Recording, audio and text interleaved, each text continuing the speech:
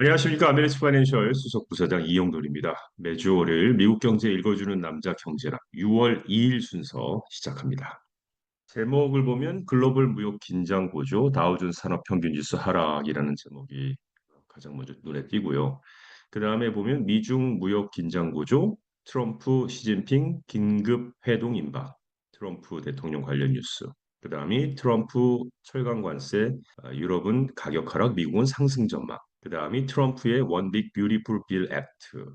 이렇게 해서 트럼프 대통령에 관련된 뉴스가 경제 뉴스에는 계속 나오고 있습니다. 80년대 우리 땡전 뉴스라고 기억나시죠? 띠띠띠띠 하면은 전두환 대통령께서는 뭐 이거 경제 뉴스를 하려고 하니까 트럼프 대통령의 이름이 계속 거론이 됩니다. 그다음 비트코인 ETF가 2월 이후 최대 규모 자금 유출됐다고 하는데요. 6주 연속 순유입이 마감됐다고 합니다. 그렇다고 비트코인에 큰 악영향을 미친 것은 아닌 것 같고요. 한번 살펴보겠고요. 항공사가 비즈니스석 경쟁이 본격화됐다고 합니다. 그 소식까지 경제남에서 알려드리겠습니다. 6월 첫 거래일인 오늘 글로벌 무역 긴장이 고조되면서 다우존스 산업평균 지수가 하락했습니다.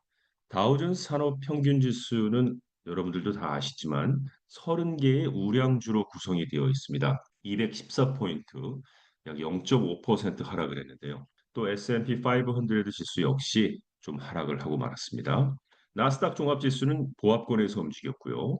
중국은 미국이 임시무역 합의를 위반했다는 주장에 대해서 반박하고 나왔는데요. 오히려 중국은 워싱턴이 합의를 이행하지 못했다고 비난하면서 이는 세계 최대 경제국 간의 협상이 약화됐음을 시사합니다. 재무장관 스캇 베센트와 중국 부총리 허리펑이 제네바에서 만나 대부분의 관세에 대해 90일간 유예하기로 합의한 후 잠시 멈췄던 긴장이 다시 고조되고 있다는 겁니다. 백악관의 고위 관리는 오늘 인터뷰에서 도널드 트럼프 대통령과 시진핑 국가주석이 이번 주에 통화할 가능성이 높다고 밝혔습니다. 이건 잠시 후에 좀 더 자세히 전해드리도록 하겠고요. 그리고 다음에 계속 미국과 유럽 간의 긴장도 고조가 되고 있는데요. 트럼프 대통령이 철강 관세를 50%로 2배 인상하겠다고 밝힌 후입니다. 이것도 잠시 후에 좀 자세히 전해드리긴 하겠습니다만 유럽연합은 이 조치가 협상을 훼손한다고 경고했습니다. 자, 그럼 먼저 미중 무역 긴장 고조, 긴급 회동 임박과 관련된 소식 전해드리겠습니다.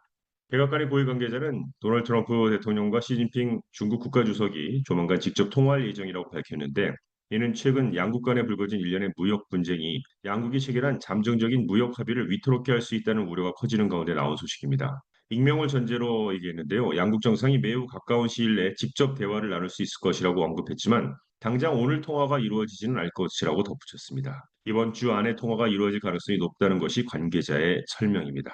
우리 경제와 관련된 일을 하는 사람들은 이 통화가 되고 났을 때의 주가가 어떻게 움직일 것이라는 것, 이런 것들을 좀 생각을 해봐야겠죠. 자, 오늘 오전에 미국 시장 지수는 미국과 중국 간의 공개적인 메시지에서 점점 더 대립적인 분위기가 감지되면서 하락세로 출발했죠. 양국은 서로의 사업에 크게 의존하는 관계입니다. 그런데 지난 4월 트럼프 대통령이 중국 수입품에 대해 전반적인 관세를 145%까지 인상하고 베이징이 이에 대한 보복 관세를 부과하면서 양국 간의 무역은 사실상 붕괴가 됐었습니다. 그랬던 것이 5월 중순에 스위스에서 열린 1차 무역 협상 이후 양국은 대부분의 관세를 90일 동안 축소하기로 합의했습니다. 그런데 이후 미국과 중국은 제네바에서 합의한 내용을 서로 훼손하고 있다고 비난을 하고 있는 겁니다.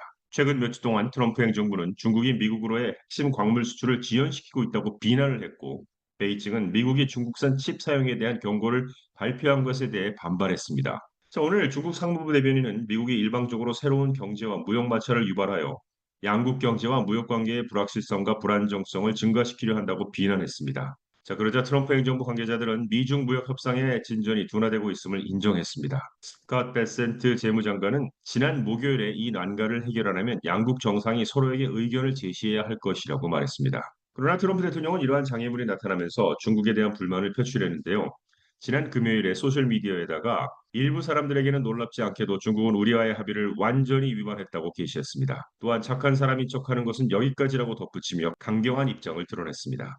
자, 양국 정상의 이번 통화가 무역 긴장 완화에 어떤 영향을 미칠지 전 세계의 이목이 집중되고 있습니다. 자, 다음 소식입니다. 역시 트럼프 대통령의 50% 철강 관세 발표가 유럽과 미국 철강 시장에 극명한 대비를 가져올 것으로 예상이 됩니다.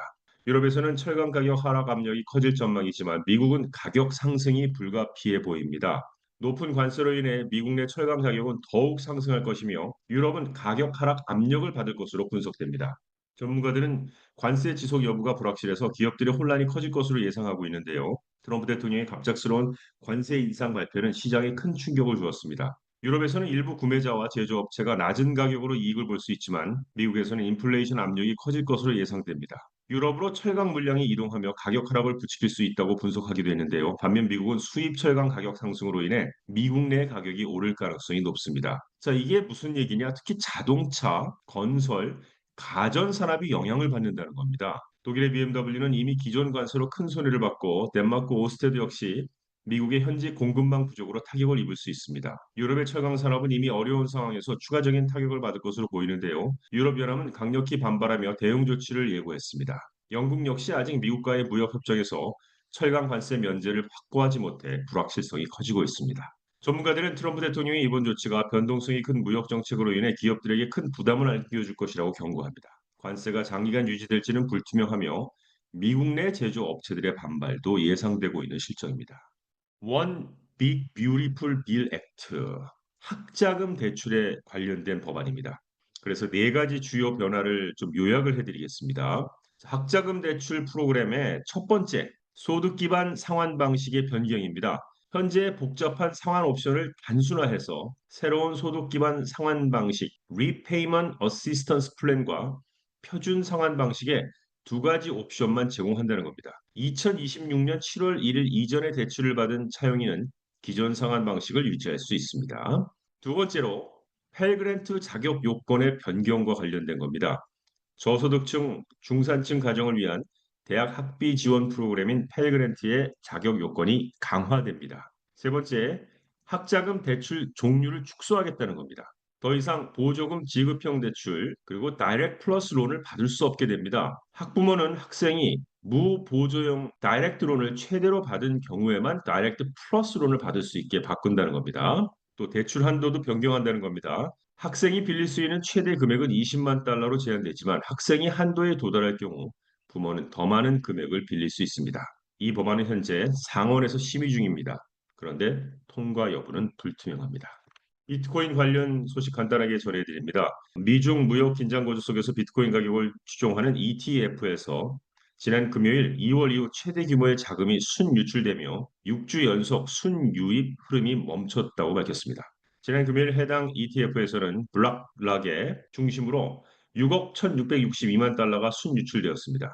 이는 암호화폐 가격이 일주일 전 사상 최고치인 약 11만 2천 달러에 도달한 후 금요일 한때 약 10만 3천 달러까지 하락하면서 2월 26일 이후 가장 큰 규모의 일일 순유출입니다. 이로 인해 주간 기준으로는 총 1억 5,740만 달러가 순유출되며 4월 11일로 끝나는 주 이후 첫 주간 순유출을 기록했습니다. 자, 그럼에도 불구하고 비트코인 ETF는 5월 한 달 동안 52억 3천만 달러의 순유입을 기록하며 4월에 29억 7천만 달러보다 증가한 수치를 보였습니다. 즉 전체적으로 따지면 순유입이 굉장히 많았다 이렇게 보시면 되겠습니다.